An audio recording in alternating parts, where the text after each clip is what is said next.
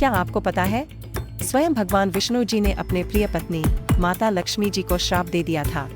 क्या आप जानते हैं कि भगवान विष्णु और माता लक्ष्मी जी का एक पुत्र भी है? आखिर ऐसा क्या हुआ और किस तरह का श्राप भगवान विष्णु जी ने माता लक्ष्मी जी को दिया था? और आखिर श्राप से मुक्ति के लिए माता लक्ष्मी जी ने क्या किया था? ऐसे धार्मिक और अन्य रोचक कहानियों के लिए मेरे YouTube चैनल को सब्सक्राइब कीजिए और हमें इस तरह के और वीडियोस बनाने का प्रोत्साहन दीजिए। एक समय की बात है, माता लक्ष्मी जी अपने ही कामों में मग्न हो गई थी और अपने भक्तों की आराधना अनसुना कर रही थी। तो भगवान विष्णु जी ने लक्ष्मी जी को घोड़ा होने का श्राप दे दिया था।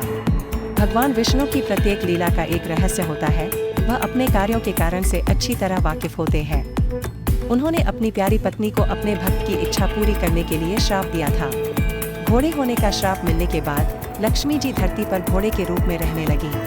अतीत में यमुना और तमसा नदी के संगम के स्थान पर सूर्य की पत्नी सरयू देवी ने सूर्य के प्रकाश को झेलने की ताकत के लिए तपस्या की थी और लक्ष्मी जी ने भी अपने श्राप से मुक्त होने के लिए यही स्थान पर भगवान शिव जी की आराधना करने के लिए चुना।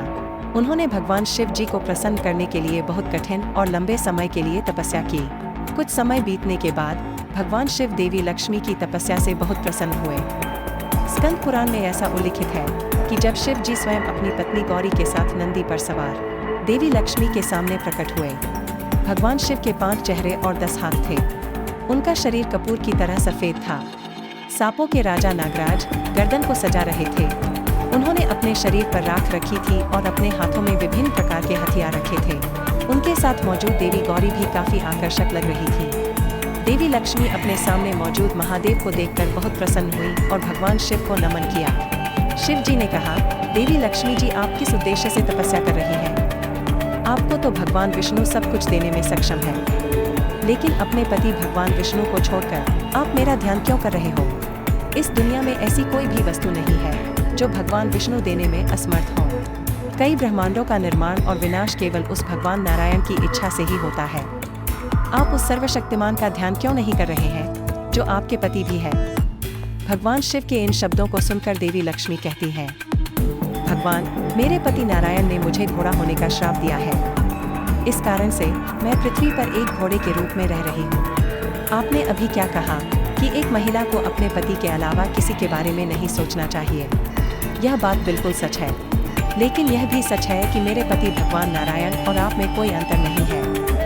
यही कारण है कि मैं अपने पति से अलग होने के दुख से छुटकारा पाने के लिए इस समय आपकी तपस्या कर रही हूँ। लक्ष्मी जी को सुनने के बाद भगवान शिव कहते हैं, देवी लक्ष्मी, यह सच है कि मैं और भगवान विष्णु एक हैं, लेकिन इस दुनिया में बहुत कम लोग हैं जो जानते हैं कि शिव और विष्णु एक हैं। कृपया मुझे बताएं कि आपको कैसे पता चला कि भगवान विष्णु और मैं एक हैं, क्योंकि दुनिया में इस रहस्य को जानना इतना आसान नहीं है।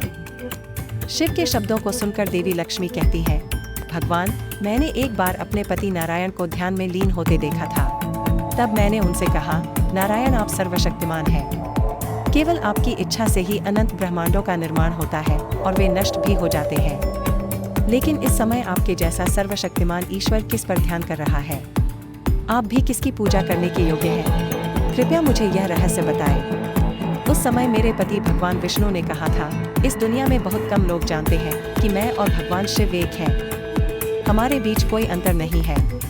कभी कभी मैं राक्षसों को मारने के लिए भगवान शिव की पूजा करता हूँ। कुछ राक्षसों को मारने के लिए भगवान शिव मेरी पूजा करते हैं। मेरी आत्मा उस भगवान शंकर में निवास करती है और उनकी आत्मा मुझ में निवास करती है। केवल दुनिया को ठीक से संचालित करने के लिए यह अंतर माया के कारण देखा जाता है, लेकिन वास्तव में शिव और विष्णु में कोई अंतर नहीं है। देवी लक्ष्मी के इस कथन को सुनकर भगवान शिव बहुत प्रसन्न हो जाते हैं। शिव जी कहते हैं, देवी, आप धन्य हैं कि आप इस रहस्य को जानते हैं, क्योंकि कई लोग इस रहस्य को नहीं जान पाते हैं। अब आप चिंता करना बंद कर दें, क्योंकि मैं आपके इच्छा अनुसार एक वरदान देता हूँ। थोड़े ही समय में आपके प्रिय पति भगवान नारायण आपके निकट होंगे। मैं उन्हें इस तरह से प्रेरित करूंगा कि बहुत जल्द वो खुद आपके पास आएंगे और आपकी इच्छा पूरी होगी। मुझे पता है कि भगवान विष्णु जी ने आपसे क्या कहा है कि इस घोड़े के शरीर से एक पुत्र के जन्म के बाद आप इस अभिशाप से मुक्त हो जाएंगे। यह कहने के बाद भगवान शिव वहां से गायब हो गए। कुछ समय बाद भगवान शिव की प्रेरणा से भगवान विष्णु ने एक सुंदर घोड़े का रूप धारण किया और यमुना और तमसा नदी के संगम पर पहुंचे। देवी लक्ष्मी वहां घोड़े के रूप में रह रही थी। इसके बाद दोनों ने शादी कर ली और उन्हें एक बेटा भी हुआ। भगवान विष्णु और लक्ष्मी के पुत्र को एकवीर के रूप में जाना जाने लगा।